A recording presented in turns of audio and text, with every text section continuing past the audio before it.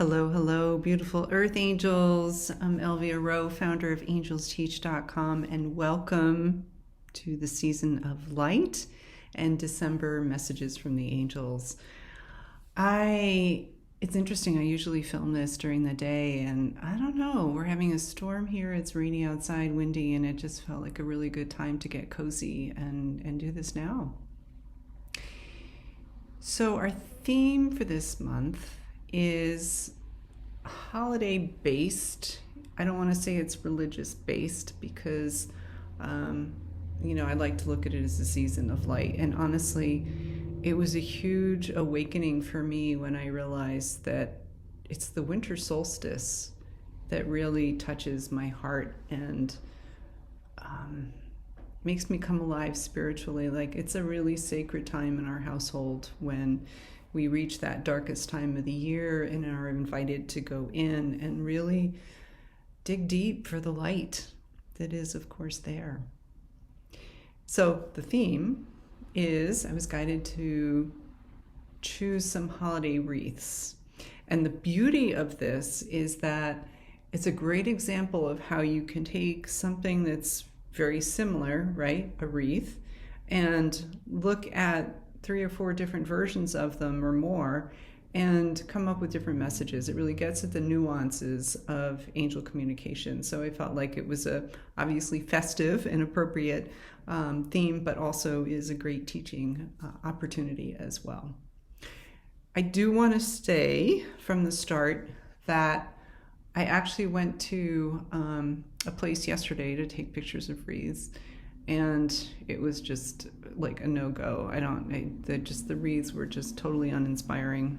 It's a place, it has a great reputation, but it didn't cut it. And I'm mentioning this because, again, another teaching opportunity is that pay attention to the things that are happening around you when you're getting an angel message or you're preparing, like even now, what's going on in your environment right now? What are your thoughts? How are you feeling? What are you hearing in your environment? All of these things often do, not always, but often do play into the reading. And so I went, and it was, an extra half hour in the car. And anyway, it ended up leaving me a little bit irritated, quite frankly. And I knew at the end I should have just gone to the place that I always go, that is always delivers and brings me what I want and gives me foundation. So I feel like, the wreath is a circle. It represents unity, it represents eternity, it represents oneness, it represents wholeness. And part of that is, what do you already know? What do you already know right now that feels good and true to you? So with that as the foundation for the readings, I invite you to choose number 1, number 2, or number 3. And these are going to be a little bit of a story. So if you're not getting a clear answer to that question, all good. Either go with one of those or just see how this reading evolves, because there is a theme from start to finish. Here we go. Okay, so for those of you who chose number 1, or looking at this as the beginning of the story, this is the wreath that I'm guided to share. It is one that, honestly, a couple of things come to mind, and I do invite you to tune in. How do you feel when you look at this wreath? What are you feeling in your body? What are you feeling emotionally? What are you hearing in your mind? What's happening in the environment around you? As soon as I saw this wreath, I felt like it's just top heavy. It's just burdened. It's just not clear on what it wants to be. And I know that sounds a little bit harsh, but it just feels like an incomplete version of what it has as potential. So the message for number 1, folks, here is that you're probably feeling burdened, is probably a big theme for you. You may be feeling disconnected from your truth. My sense is that you know that, you're aware of that, and that's probably true just by definition, because you're listening to what the angels have to say, which means that you're connecting with yourself. But there's emphasis on needing to come back to that wholeness. And, it's the beginning of a journey. So again, as I said before, this is sort of an evolving tale here. But the emphasis for you, number one, folks, if that's what you chose and the number that came forward for you, is just recognizing that right now you may be feeling overburdened. So what can you do to change that? What can you do to complete the picture of what it means to be you? Because the truth of the matter is that God's spirit source doesn't want you. It's not in the highest and best good to be overburdened, to be shouldering too much responsibility. I mean, yes, we go through phases in our lives where that is the case, but it shouldn't be a way of life. That's not what I think God intends for any of us. And so it's not necessarily changing the outside circumstances, although that may very well be what needs to happen, but very much so about changing your relationship with whatever situation that you're in, and coming to a place of peace with what that is. So a little bit of a tangent there, just for those of you who one is kind of the whole story for you. For those of you who it's the beginning, let's go to number 2.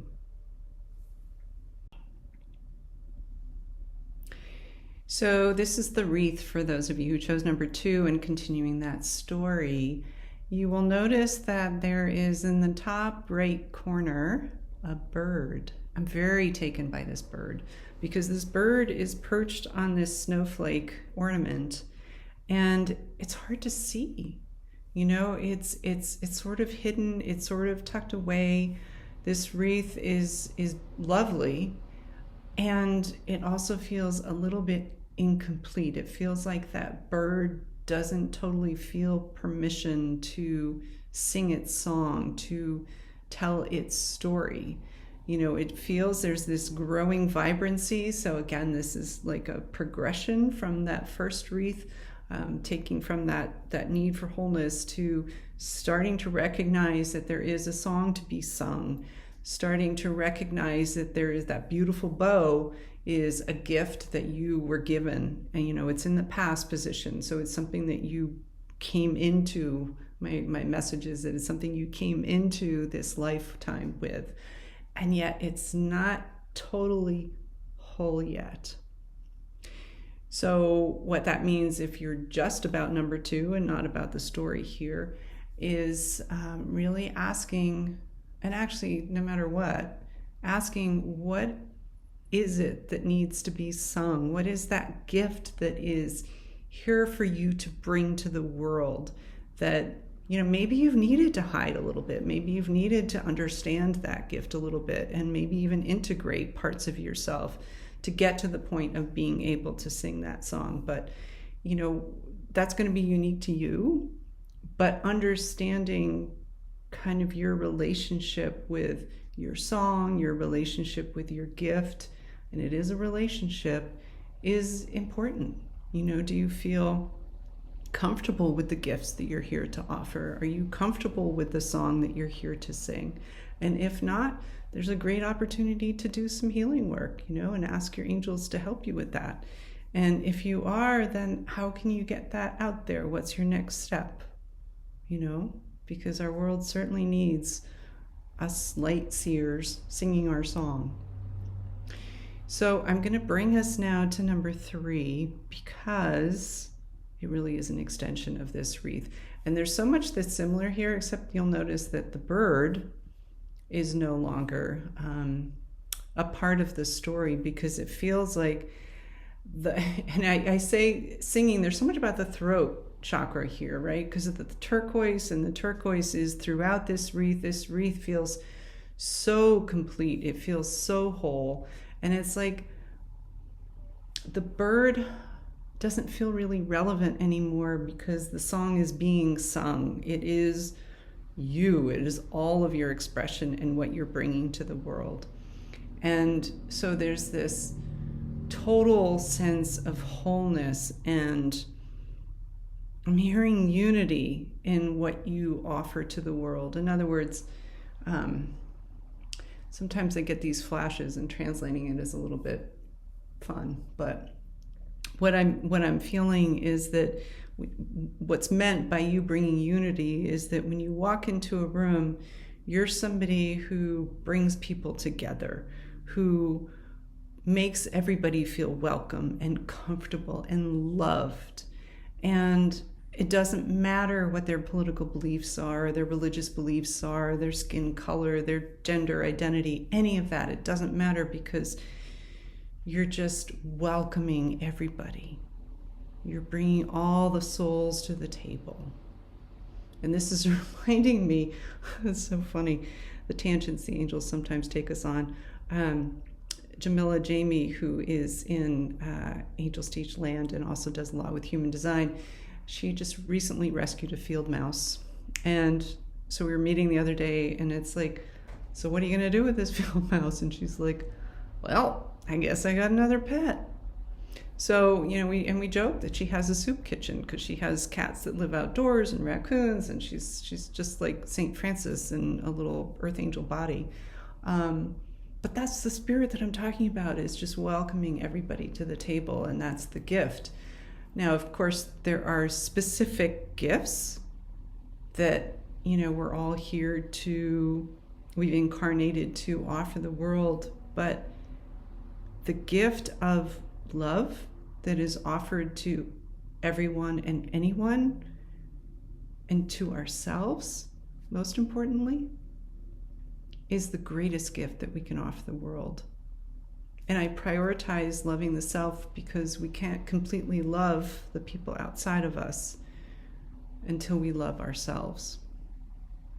And believe me, I know that's a journey, but it is the honor of the work that we're here to do.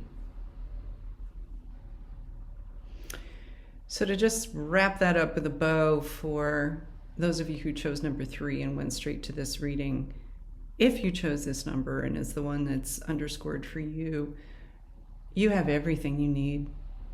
Your gifts are front, center, and being offered to the world. There's nothing to change. There's nothing to do. Just enjoy that complete feeling of connection and alignment with Source. And if you're questioning this and doubting this, that's something to release. Even though, getting into tapping here, even though I don't believe that I'm exactly where I need to be, I deeply and completely love, forgive, and accept myself.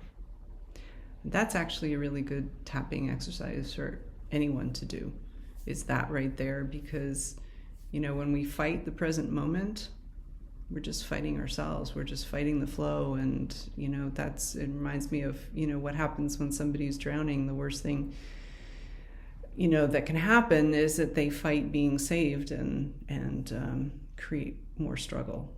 So anyway, I did want to show you this one last wreath, which I'm going to leave you guys with, and you can decide what you want to make of this one, because I just thought it was so darn pretty. It's just beautiful. And I have to say, there is a chakra theme here. We started with the root chakra with that first wreath with the red bow. The second and the third are about the throat, and we kind of skipped some chakras in between. But here we are at the crown chakra with the purple and just magnificence.